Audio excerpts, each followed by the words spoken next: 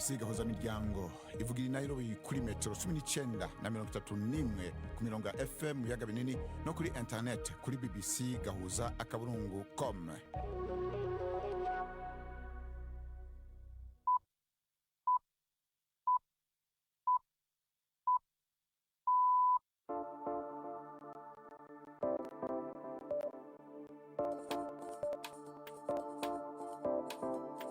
Ubu ni isaha imwe n'igice z'ijoro i Nairobi, ni isaha 12 n'igice z'umugoroba mu Burundi no mu Rwanda. Muri kumwe na Bernard Bankukira. Turabanukije kandi tubaha ikaze bakunzi mwese wa BBC gahuza miryango. Turi kwa kane igenekerezo ry'icenda ukwezi kwa kane umwaka w'2026. Izi ngingo zigize amwe makuru tugiye kubashikiriza. Mu gihe u Rwanda ruri mu ndwi yo kwibuka imyaka 32 habaye genocide, raporo ya leta igaragaza ko intambwe y'ubumwe bwiyunge manyarwanda igeze ku rugero rwa 95 aho mbere abishi n'abiciwe basubije hamwe. Nari mfite imfunguzo z'icyumba cye nashoboraga kumugirira nabi. Mubonye ngiye kwikubita hasi kubera igihunga cy'ubwoba arambira ati humura. Kuri genocide nyene sentare isubiramwo imanza mu France yigijeyo umunsi wo gutangaza ingingo yayo ku kirego c'abatemera ko urubanza rwa Gate Habyarimana rudafise ishingiro yo kuburanishwa. Naho mu gihe hari agahengwe hagati ya Leta Zunze Ubumwe za Amerika na Iran, Israel yo ivuga ko izobananya ibitero kuri Liban, ivyo Iran iyamiriza. No munsi kandi turi kwa kane turafitiye igikino urunana. Amakuru ahagarariwe na Anne-Marie Niwemwiza. Idoni mukanya nyuma makuru avuga hiyo no kwisi dushikirwa na Jidas Hunde Muntu. Perezida wa Iran Masoud Pezeshkian yavuze ko ibitero vya Israel kuri Liban bihonyanga amasezerano y'agahengwe yashizeko hagati ya Iran na Leta Zunze Ubumwe za Amerika. Yashimangiye ko ivyo bitero bibandanije bishobora gutuma ibiganiro bitekanijwe kubera muri Pakistan biba nkaho ataco bimaze, agakangisha ko Iran ishobora kuyihora. Masoud Pezeshkian yavuze ko amaboko yabo agoma ku nkoho yagabirije. Haracari ubutandukane budasanzwe hagati y'ivyo Iran isaba n'ivyo Amerika isaba. Iran ibandanya yemeza ko Liban iri mu byo bumvikanye mu masezerano y'agahengwe, ariko Amerika ivyamirira kure. Iran ntiyemera kandi guhagarika canke kugabanya guhingura uranium, mu gihe iki kiri mu bintu nyamukuru Leta Zunze Ubumwe za Amerika zisaba. Umushikiranganje wa mbere wa Israel avuga ko yasavye ibiro vyiwe gutangura ibiganiro vy'imbona nkubone na leta ya Liban vuba hashoboka. Netanyahu yavuze ko ivyo biganiro vyo kwibanda hanini ku kwaka ibigwanisho umuhari Hezbollah no gushiraho imigenderanire yubakiye ku mahoro. Yavuze kandi ko yashimye akamo katewe n'umushikiranganje wa mbere wa Liban kajanye no gutunganya Beirut ku buryo atabikorwa vya gisirikare bihabera. Iri tangazo rije inyuma y'amasaha make Israel isavye ko abanyagihugu baba mu burere bwegereye umugwa mukuru Beirut mu manuko bwawo, inyuma kandi y'umunsi umwe igitero ca Israel cahitanye abantu amajana. Iyi ni BBC. Umukuru w'urwego rwa Iran rujejwe inguvu za nucleaire yamiriye kure iciyumviro cose coza gitegeka Iran kugabanya guhingura uranium, igisabo nyamukuru ca Leta Zunze Ubumwe za Amerika. Ibi vyatumye hongerekana impungenge ko agahengwe kashitsweko gashobora kudashikana ku mahoro arama.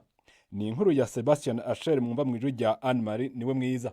Ntiyaramenyekana neza ufata ibyemezo bikomeye muri Irani nyuma yuko bamwe mu bayobozi bakuru bishwe. Gusa bamwe mu bayobozi muri Irani bagiye batangaza amagambo anyuranye n'ibyo Amerika yabaga yavuze ko byashingirwaho ibiganiro hagati y'impande zombi biteganyijwe kubera Islamabad muri iki cyumweru. Kuva intambara yatangira, Leta Zunze Ubumwe za Amerika na Israel bakomeje gushimangira ko intego nyamukuru ari ugusenya burundu ubushobozi bwa Irani bwo gukora intwaro kirimbuzi. Umunyamabanga wa Amerika ushinzwe ingabo Peter Hegseth yavuze ko Iran igomba kureka uranium itunganyije, bitaba ibyo Amerika ikajya kwifata ku ngufu. Amagambo y'umuyobozi w'ikigo cya Iran gishinzwe ibya nucleaire hanyuranya n'ibi, akagaragaza ko ibiganiro bigiye kuba bishobora kutoroha. Imbonesha kure ya leta muri Iran yerekanye isinzi ry'abanyagihugu mu bisagara bitandukanye bari mu birori vyo kwibuka imisi 40 heze kuva indongozi y'ikirenga Ali Khamenei yishwe. Igandarwa ryabaye mu masaha ya mbere intambara igitangura. Ku mugwa mukuru Tehran, abashikiranganje batandukanye bagaragaye muri ivyo birori, iryo sinzi ryariko ryerekeza mu kibanza yiciwemwo. Umukuru w'urwego rujejwe gutohoza ku bijanye n'impfu yatangaje ko abantu barenga 3,000 aribo bishwe muri intambara, aho yashimangiye ko ibice 40% vy'abapfuye bikeneye gutohoza ko kugira bamenyekana baribo. Umutegetsi wo mu ntara ya Borno mu buraruko bwa Nigeria avuga ko umusirikare wo ku rwego rwo hejuru yiciwe mu gitero c'abajihadiste caje kigana ikirindiro c'abasirikare. Uwo mutegetsi avuga ko General de Brigade Brima yishwe igihe abagwanyi batera ico kirindiro mw'ijoro. Abaye umujenerali agira kabiri yiciwe aho mu gace k'uburaruko muri Nigeria muri aya mezi ya vuba. Amakuru avuga ko hari n'abandi bishwe muri ico gitero, harimwo abajejwe umutekano n'abandi bo muri abagizi ba nabi nyene. Bernard, urakoze Judas.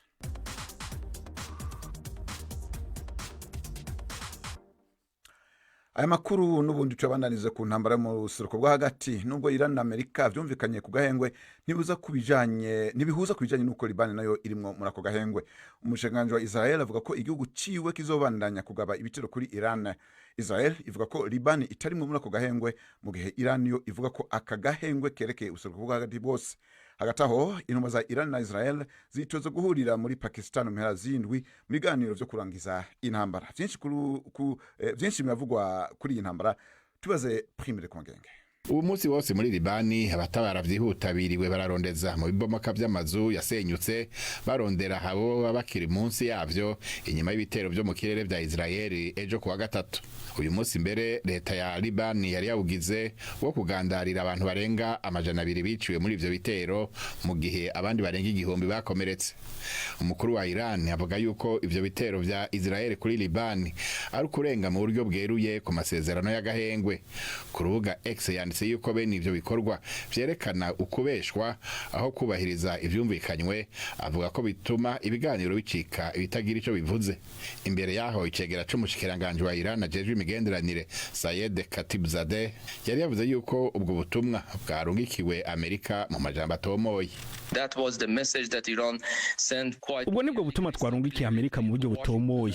N'umushikiranganje wacu w'imigenderanire na wenyene yavuze ko udashobora gusaba gahengwe, ukemera ingingo zako n'ivyo zisaba, ukemera uturere twose ako gahengwe kerekeye na Libani irimwo, hanyuma umufatanyabikorwa wawe agaca atanguza ubwicanyi bw'ikivunga. Perezida wa Iran yanavuze yuko ico gihugu kitazokwigera gitererana abavukanyi bacu ba Libani. Israel yo ivuga yuko Libani itarabwa nako gahengwe. N'uyu munsi yategetse abantu kuva mu turere tumwe two mu manuko bw'umurwa mukuru Beirut, ivuga ko ishaka kugabamwo ibindi bitero. Ariko Pakistan, umuhuza mu biganiro hagati ya Amerika na Iran, ivuga yuko Libani nayo iri mu bihugu birabwa n'agahengwe, ariko Amerika ikabihakana. Hagati aho ico gihugu ca Pakistan kiriko kiritegurira ibiganiro hagati ya Amerika na Iran bitegekanijwe mu mpera z'iyindwi. Userukira Pakistan mu Bwongereza Dr. Muhammad Faisal yabwiye BBC yuko bizeye ko intumwa za Amerika na Iran zizohindura agahengwe zikakagira amasezerano ntabanduka yo guhagarika intambara. Ivyo bihugu naho vyumvikanye kuri ako gahengwe biracari kure na kure, ku buryo Pakistan itemeza niba intumwa zavyo zizoganira amaso mu yandi. Urakoze Prima. Amakuru tubananize kuri jenoside mu Rwanda. Raporo ya leta igaragaza ko intambwe y'ubumwe n'ubwiyunge abanyarwanda igeze ku rugero rwa 95, aho hari inkuru zishimangira ko imbabazi zishobora kurenga imipaka y'inzigo n'urwango.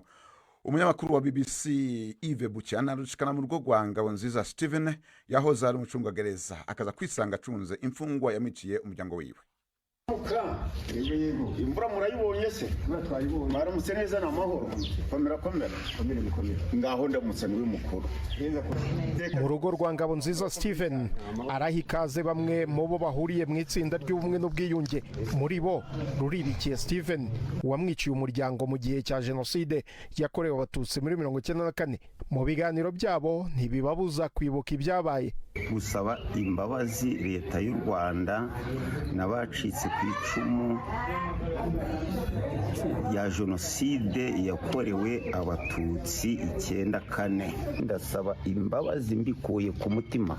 Iyi ni ibaruwa Ruribikiye Viateur yanditse akiri muri gereza, ni nayo yabaye intangiriro y'urugendo rutangaje rwo kwiyunga na Ngabonziza Steven yiciye umuryango we mu cyaro cya Ririma mu burasirazuba bw'u Rwanda. Iyi nkuru yatangiriye muri gereza. Steven umucungagereza yatunguwe no gusanga mu bagororwa agomba kurinda harimo Viateur. None Viateur muri gereza ntamurebye ntumva umutima urankutse, ariko nawe yari afite ubwoba rero ndavuga nti mu nshingano mfite igihe ntabwo ntaje kwihorera, nari mfite imfunguzo z'icyumba cye nashoboraga kumugirira nabi, ariko nsanga kwihorera atari byiza. Kuri ubu aba bagabo bahuriye mu itsinda ry'ubworozi aho batuye, bishimangira ko ubwiyunge butubakira ku magambo gusa, ahubwo no ku mishinga ibahuriza hamwe mu buzima bwa buri munsi. Uyu mugabo Steven yanshubije ubumuntu kubera ko nari narihebye ndi mu cyumba cyanjye nyine ngiye kubona mbona angezeho afite imfunguzo arakingura, mubonye ngiye kwikubita hasi kubera igihunga cy'ubwoba, arambwira ati humura, uyu munsi ni magara ntonsigiye, akaba umuvandimwe wanjye. Hashize imyaka 32 kuva jenoside yakorewe abatutsi baye mu Rwanda, umuhate wa leta kongera kubanisha abaturage ibifashwamo n'amadini atandukanye arimo Kiliziya Gatolika mu nyigisho z'isanamitima. Nyiraneza Patricia ni umufashamyumvire wa Kiliziya. Twebwe nk'abafashamyumvire ba Kiliziya duherekeza abagize uruhare mu gukora jenoside gukira ibikomere no kubohoka ku mutima, bagasaba imbabazi babikuye ku mutima.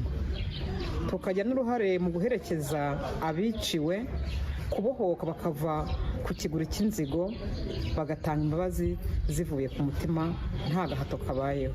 Ubu bucuti ni gihamya nzima yuko nibikomere bibabaza cyane bishobora gukira. Nyuma y'imyaka isaga 20 yashize, umwe ari umucungagereza undi ari umugororwa, uyu munsi babanye nk'abavandimwe, bagaragaza ko imbaraga z'imbabazi zisumbye inkuta za gereza cyangwa umwijima w'ubwoba. Yves Bucyana, BBC Gahuza Miryango mu Burasirazuba bw'u Rwanda.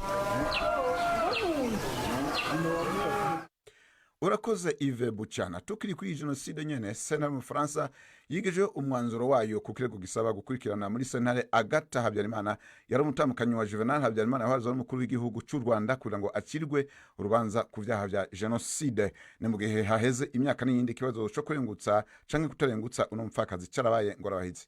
Iyi nkuru reka twibaze Jidasi Hunde Mpundu. Uwo mwanzuro wategerezwa gusomwa kwa gatatu na sentare y'ingurizo y'Ipari wari wo gufata ingingo ku kibazo cyo kumenya nimba Agatha Kanziga Habyarimana yo kurikiranwa canke atokurikiranwa ku vyaha vya jenoside. Sentare yo mu Faransa yari yategetse ko Agatha Kanziga adakurikiranwa, inavuga ko aho kuba mu bagize uruhara muri jenoside ari mu bagizwe ko ingaruka nayo kubera iyicwa ry'umugabo wiwe Juvenal Habyarimana yari umukuru w'igihugu. Ariko uruhande rw'ubushikiriza amanza hamwe n'amashirahamwe yigenga barunguruje urubanza bavuga ko ingingo yari yafashwe na sentare atavyemezo bifadika ishingiye ko, bo bakemeza ko hari bigaragaza ko Kanziga yagize uruhara rutaziguye mu mugambi wa jenoside. Mu gihe urubanza rwaciwe kuri kino kirego rwategerezwa gusomwa ku mugoroba wo kuri wa gatatu, mw'ijoro ryakeye niho vyatangajwe ko rwigijwe imbere rukazosoma kw'igenekerezo rya 6 ukwezi kuza kwa gatanu. Ikibazo cyo gukurikirana canke kudakurikirana Agatha Habyarimana Kanziga ku byaha bya jenoside kimaze imyaka irenga 15 kitarafatirwa ingingo ntasubirwamwo mu masentare yo mu Bufaransa. Igihugu yahungiyemo kuva mu mwaka w'1994 inyuma y'iyicwa ry'umugabo wiwe. Urakoze Gildas, tumira amateka toya.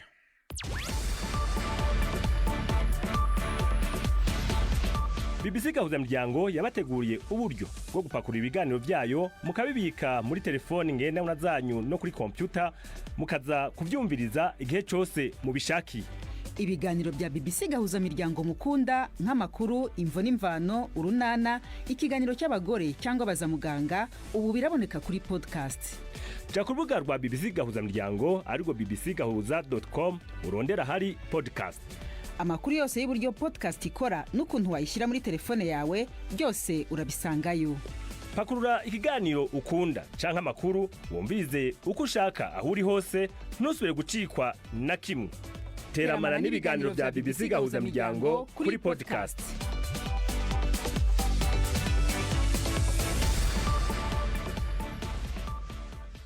Ku isaha 12:02 hafi 44 Kigali ni Gitega. Ubu naho abakunzi urunana umwanya ni gwanyu.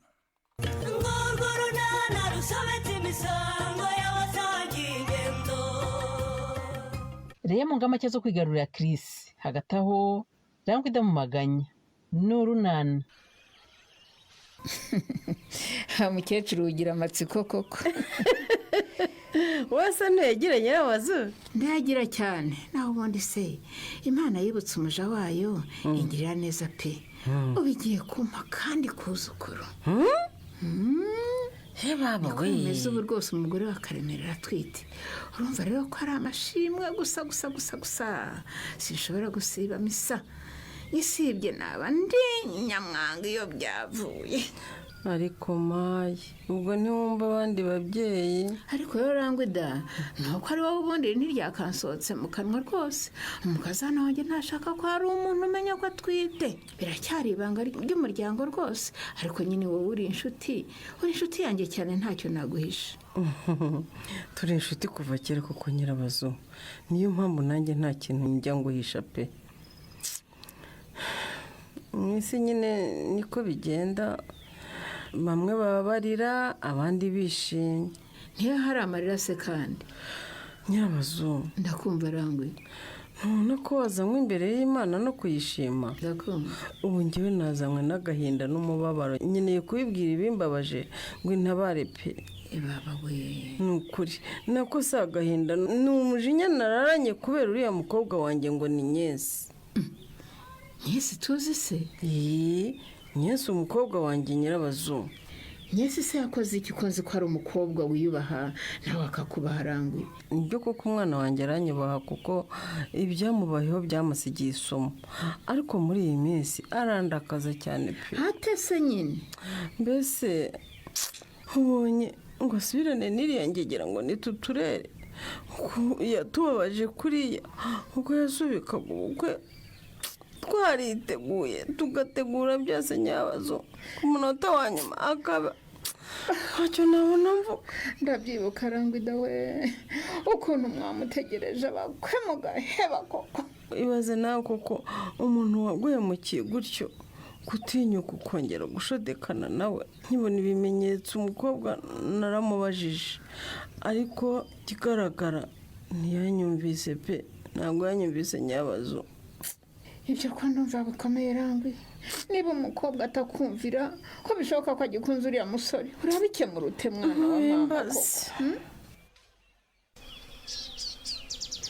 wese bite ko mbona nta morali kandi uvuye muri siporo we? ese uw'amaso ntaguha koko? siporo yo nayikoze rwose, ariko nyine nagahushije. ngese mbyumva rwose uyu munsi Kirisi ntayo yagiyemo. umenya atari ukutayizamo gusa, ahubwo afite akandi gace ahindiramo sori nawe. bagaca ahindiramo cyane rwose. niko bimeze rwose, amakuru ndayafite ko Rutindi rumara inkwi yongeye kwiyinjiza mu kibuga. ngo ngwikiriya aha, hari uwababonanye ahantu bafunze inguni baganira ngo yisetsa Kigali wese.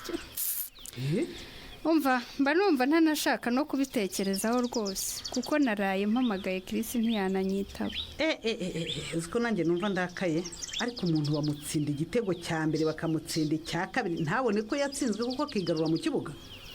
uriya mukobwa umenya amatwi ye n'amarangamutima ye rwose byarahuye bigakwamira ahantu hamwe, akaba adashaka kumva koko. sinumva rwose ukuntu Anyesi akihoma kuri Kirisi, n'ukuntu yagiye yihoma inshuro nyinshi bikomoka. ubu rero imitima yambanye igihumbi sori. ndatekereza kujya mu rugo mu kiruhuko, nkongera nkatekereza Kirisi, nkaba ndasimbutse ngeze kwa rumara inkwi utamworoheye, bikanyivangavangana neza. maze rero wa mukobwa we, uramutse uvuye i Nyarurembo waba uri umupfayongo, mbikubwiza ukuri reye. n'ubundi cyiza ni ukutagira aho njya sori, ngacunga izamu ryanjye kuko ndangaye gati igitego cyakwinjira. ariko rero Kirisi nawe rwose hari ubwo ntamwumva. iyo areba umwana mwiza nkawe ko kumushaka ukanabimwereka, akarenga akajya gufunga inguni na Rutindi uriya rumara inkwi, kuko buriya aba yumva ameze atewe.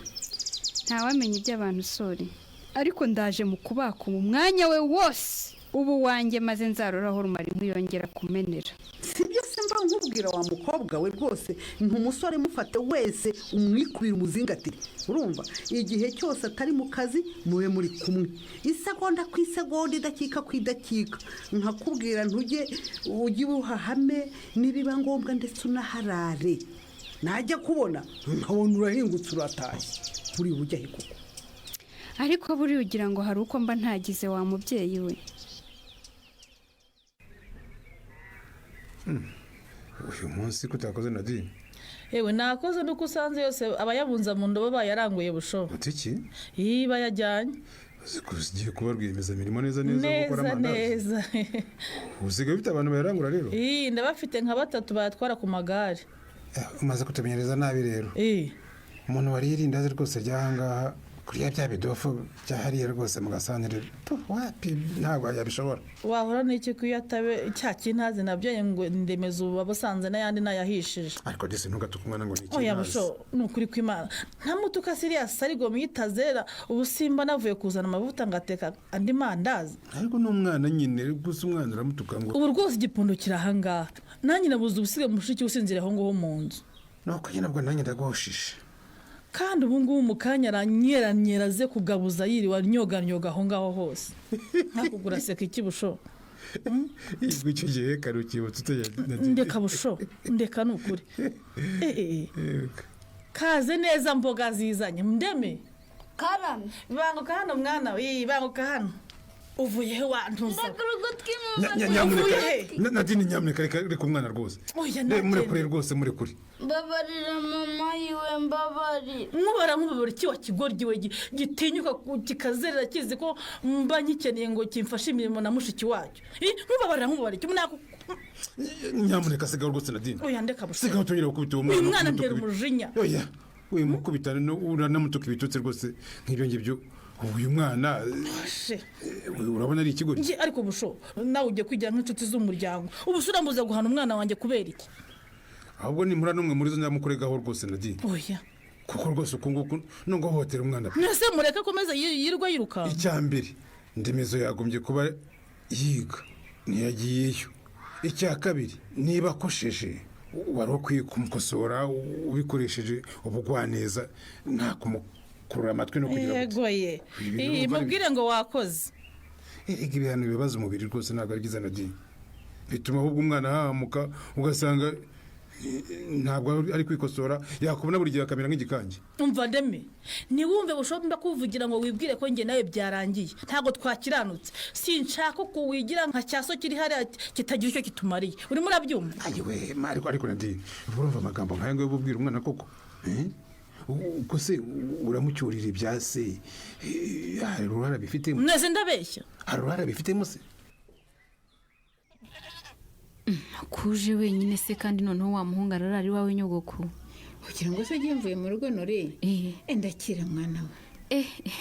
Nyogoko izi ndagaraza. Zose se nizo tuzaniye. Ndazibaguriye rwose. Erega we namije mwembe mukeneye indyo yuzuye ikomoka ku matungo siko batwikijije se. Nukuri murakoze mubyeyi mwiza. Wanteye ishema rwose ugiye kuma kandi kuzukura. Maze ugutetse ibyo urya ujye ushyiramo izo ndagara urya indyo yuzuye. Umwuzukuru wanjye uri mu nda ashishe yumva. Niko bimeze rwose kandi amabwiriza mpabwa n'abaganga kugira ngo ngire ubuzima bwiza n'umwana ntwitamererwe neza nzayubahiriza pe. Ndahari rwose ngo nkube hafi. Murakoze cyane kandi rero ntugiye ngo nyine twakwimya agatebe uko mudusanze niko turi rwose niba bishoboka turicarana hano ku musambi. Ahubwo ngiye kubikubaza niko Karame intebe mwagiraga ha mu nzu zagiye. Aha ibyacu se wa mubyeyi we ukira ngo bizoroha.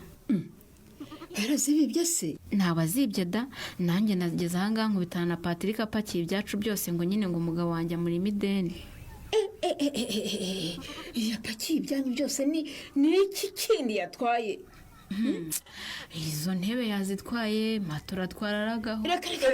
Rekera honori ubwo nta soni ufite koko. Ego buryo urahari Kareme. Ndahari mama. Niko nori. Karame ubu ugiye kujya koko ugenda ubwira abantu bose ibibazo dufite ahangaha mu rugo koko. None se nyogokuru n'abantu bose Kareme hari undi mbibwiye utari we. Hegora urabuze umugore wawe kumbwira ibibazo mufite kuko wabimpishe rero ese ubwo nta soni Kareme. Ariko umuntu w'umugabo agomba kwishakira igisubizo. Ku buryo nanjye ubimpisha rero ndi nyoko wakubyaye umugore wawe utwite akarara ku musambi mfite matora mu rugo. Kandi kuko nyogokuru afite matora imanitse amanura uko abonye abashyitsi Kareme. Iyo umbwira se sinari kubatiza koko ntundarize umukazana hasi uzi ko nkwitiye umwuzukuru ariko. Ese ubu nakubwiye wabyumvishe ndeme? Nabyumvishe mama. Mvuze ngo iki? Ngo sinsiga umwana ngumane nawe nariramuha igikoma.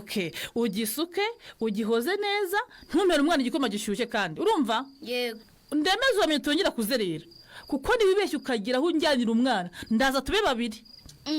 gute se mama aho nuyumvira gute siki ni gute turi bube babiri kandi turi batatu ngweke njyewe rimwe wowe kabiri umwana gata cyakora ntiwabuze byose umwaka wamaze mu rugo mbonezamikurire wavuyeyo uzi gusoma no kubara ko ari wowe wahanyweye tugahunga twagaruka sinsubire kwiga vana ayo magambo aho ngaho ndeme urabizi ko so ntacyo amfasha ngo ubone icyo ukeneye ujye kwiga urimo urabyumva nta kibazo ndagiye rero ukora ibyo nakubwiye urumva none se mama ko usize igikoma cya bebe wenyine kandi nanjye nshonje utiki ndeme ndashonje wanyimye n'irindazi rimwe nari kuri rwandikuye ndeme ko so Stefano ntacyo aba yampaye ngo nkuhahire ariko ubu sinagowe ngwiki kwa papa mama ndutiye yanyimaga ibiryo none nawe uranyima ibiryo kandi uri mama wanjye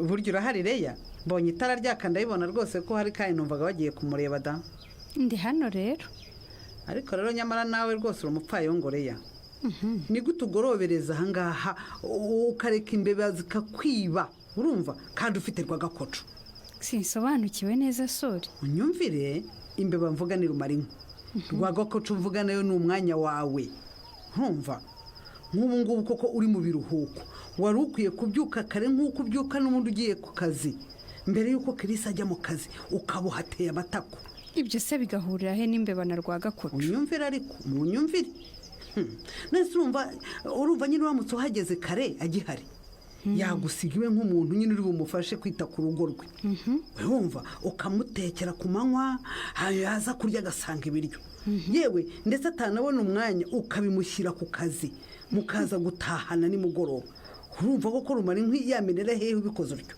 genda sori nuza ubwenge umenya ntaho umuntu yaguca ngo agutwaratana banza bitabiye telefone nubwo igusoneraho parudo sori ni mama umpamagaye kandi tuvugana umwanya munini turaza gusubira sawa ngaho mwitabe alo mwiriwe neza mama nako muraho urahari wowe reya niko muko ubu uri hehe ni wowe umbaza ngo ndihe nkaho utazi aho mba mama ntumbwire ko utari mu nzira uzinaha rero kuko rwose twiriwe tukwitegura ahubwo ni ibirori mu bindi ngwiki none se twavuganye ngo iki wa mwana we ntitwavuganye yuko mu kiruhuko uzaza n'ahangaha utuzaniye uwo mukwe ibyo twabyumvikanye ryari koko mama ntumpinduke kandi twaragusabye kumuzana na so mukavugana wa mukobwa we ntumpinduke njyewe rwose ndi Nyarurembo nta na gahunda mfite yo kuhava ntibishoboka reya ibyo bintu ntiwabidukora rwose nako sinabona aho mpera mbwira se amagambo ngayo n'imvune yagize avugurura inzu n'ubu akaba yagiye gusengera izajya bwakiriza umukwe we sinabona aho mbihera pe aho ntimunyumvira ariko se uretse kwipanga Chris yigeze avugana namwe ko azaza aho ngaho mu rugo koko mama ngewe se nigeze mvana ijambo mu kanwa kanjye rivuga ngo nzabazanira Chris ku munsi uyu n'uyu Reya ntiyorohewe iki gitutu cy'ababyeyi bazagikizwa n'iki naho mu kiganiro urunana cy'ubutaha ikinamico urunana mwitegurirwa n'umuryango urunana development communication mukayikurikira kuri radiyo BBC kuwa kabiri no kuwa kane saa 12:45 z'umugoroba ikinamico urunana kandi mwayikurikira kuri YouTube kuyigeraho andika ijambo ikinamico urunana official maze utange n'ibitekerezo uramutse ufite ikibazo cyangwa igitekerezo kandi wifuza kutugezaho watwohereza ubutumwa bugufi bwanditse kuri telefoni igendanwa 0783181064 mushobora kandi kunyuza ubutumwa kuri paji yacu ya Facebook kuyigeraho no kwandika ijambo urunana tubibutse ko tubagezaho ikiganiro gikubiyemo ibice by'urunana twumvise mu cyumweru icyo kiganiro tukibagezaho ku cyumweru saa 9:30 za mu gitondo na saa 11 z'umugoroba kuri BBC dusubikiye ikiganiro urunana cy'uyu munsi naho butaha ni kuri kino gikino urunana rero turangirije ko amakuru yacu yo kuri uno wa kane imbere kwa sezerano ndabuse kusa ko umushikiranganji wa mbere wa Israel yavuze ko yategetse leta yiwe gutanguza vuba hashoboka ibiganiro bitaziguye na leta ya Liban yavuze ko bizoshimikira ku kwaka ibigwanisho Hezbollah no kubaka imigenderanire myiza aya makuru yarahagariwe na Anne Marie niwe mwiza muhinga bw'ivyuma yari Sharon Geruto bana bankukirana bashikirije nkaba ndabashimiye muguru mwiza umunsi mwiza canke igitondo ciza bivanye naho muherereye mu mpande zitandukanye z'isi.